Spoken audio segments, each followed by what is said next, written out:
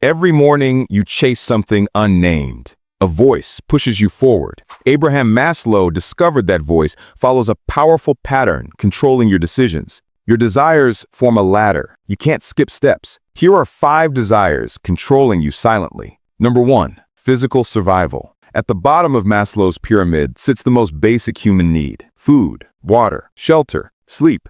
Without these, nothing else matters. Your brain doesn't care about your dreams when your stomach is empty. It doesn't care about love when you're freezing. This isn't poetry, it's biology. Maslow called these physiological needs. They're automatic. When you're starving, your body hijacks your mind. Every thought becomes about food. Every action bends towards survival. You can't think clearly. You can't plan. You're reduced to instinct. This is why people in extreme poverty struggle to escape it. Their energy goes entirely into surviving today. But here's what most people miss. Even if you're not starving, this need still controls you. When you're sleep deprived, you become irritable and unfocused. When you skip meals, you make bad decisions. Your body's always monitoring these basics. It's always watching. And when something's off, it screams until you fix it. Maslow learned this watching refugees during World War II. He saw people abandon everything for bread. He saw dignity disappear when survival was threatened. It taught him something crucial. You can't build a life on an empty foundation. You can't pursue higher goals when basic needs aren't met. In modern life, most people have food and shelter, but they're still trapped here. They work jobs they hate just to pay rent. They sacrifice sleep to make ends meet. They're stuck on the first rung of the ladder, and they can't climb higher until they stabilize this base. The first level teaches us something important. Survival isn't weakness. It's the starting point. Once this foundation is solid, everything else becomes possible. But until then, you're running on empty. Number 2, safety and security. Once your body is fed and rested, a new desire emerges: protection, stability, the need to feel safe. This isn't just about physical danger, it's about predictability, health insurance, job security, and knowing tomorrow won't destroy you. Maslow noticed this need dominates people's choices. Why do people stay in bad relationships? Safety. Why do they keep terrible jobs? Security. Why do they avoid risk even when opportunity knocks? Fear. This level is about building walls around what you have. It's about control. Children show this need clearly. When their home life is chaotic, they struggle. They can't focus in school. They can't trust others. Their nervous system stays on high alert. Adults are the same.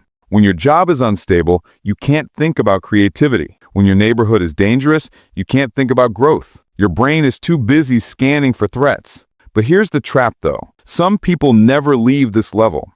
They build bigger walls. They save more money. They create more insurance policies. But they never feel safe enough. The desire for security can become a prison.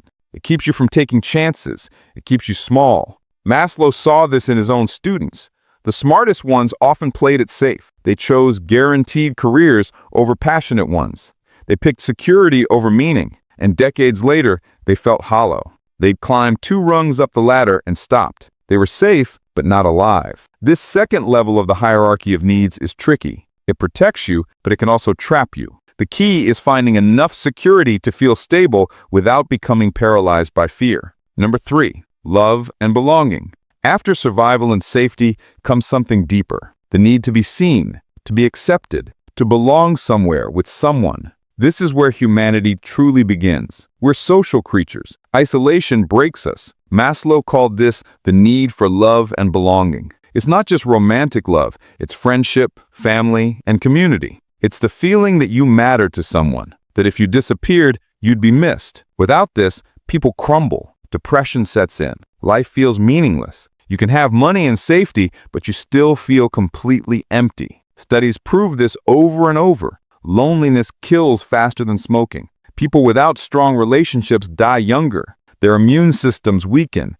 Their mental health declines. Connection isn't a luxury, it's a need. And when it's missing, everything suffers. But here's what Maslow warned about. People often confuse belonging with conformity. They twist themselves into shapes they're not just to fit in. They hide their true selves to be accepted.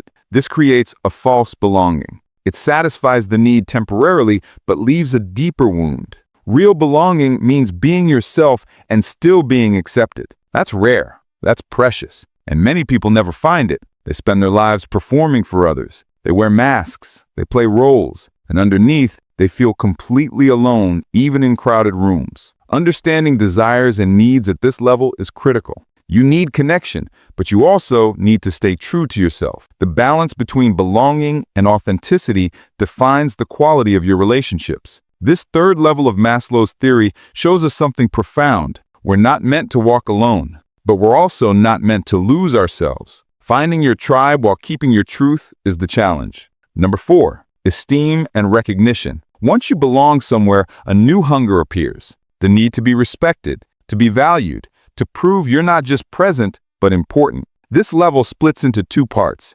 self-esteem and the esteem of others. Both matter. Maslow noticed people crave achievement and recognition. They want to be good at something. They want others to notice. This drives careers, hobbies, and competition. It's why people chase promotions, why they post on social media, why they need validation. This need pushes us to improve. It makes us strive, but it can also destroy us. When self-esteem is low, people become desperate for approval. They do anything for attention. They measure their worth by likes, titles, and status. They become hollow. Their entire identity depends on external validation. This is fragile. It breaks easily. Healthy esteem comes from within first. It's built on real competence and self-respect. You know your value even when others don't see it. You don't need constant applause. You're grounded. This is rare. Most people swing between arrogance and insecurity.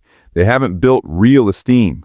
Maslow himself struggled here. As a young psychologist, he craved academic respect. He wanted his work acknowledged. He pushed hard. But later, he learned that true esteem comes from honest work, not titles. It comes from integrity, from being someone you respect. That shift changed everything for him. Human motivation psychology reveals something important at this level. External validation feels good, but it's temporary. Real confidence comes from internal work, from proving to yourself that you're capable, from building skills, from facing challenges and winning. The 4th level teaches balance. Seek recognition, but don't depend on it. Build real confidence, then let the respect follow naturally. Number 5, self-actualization. At the top of Maslow's pyramid sits the rarest need, the desire to become everything you're capable of becoming, to express your full potential, to create, explore, and transcend. This isn't about success,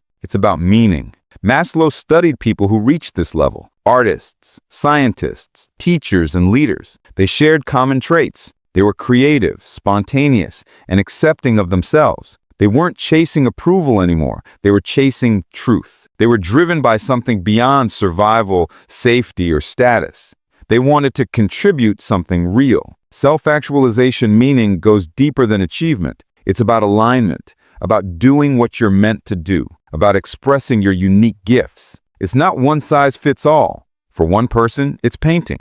For another, it's raising children. For another, it's building something that helps people. Here's what Maslow discovered late in life. Very few people reach this level. Most get stuck lower on the pyramid. They spend their lives chasing safety or approval. They never ask the bigger question, what am I here to do? What can I create that only I can create? These questions require courage. They require stepping away from the crowd. The psychology of self-actualization reveals something beautiful. When you reach this level, you stop competing. You stop comparing. You're on your own path. You're creating your own definition of success. External markers matter less. Internal fulfillment matters more. At 64, Maslow added one more insight. Beyond self-actualization lies self-transcendence, the desire to connect with something greater than yourself, to serve, to contribute to humanity, to touch the infinite. This is the final level, the rarest desire, where the self dissolves into something larger. Maslow's hierarchy for personal growth applies at every age. Even Maslow's hierarchy for elderly